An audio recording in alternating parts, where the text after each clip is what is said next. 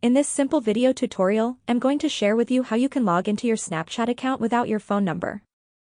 If you either lost or changed your phone number, you can simply get access to your Snapchat account in just few simple steps. To do this, simply open up your Snapchat. Tap on your profile icon. Then head into your settings and privacy. On the settings page, you will have to scroll down onto the option of two-factor authentication. Then select the third last option of recovery code.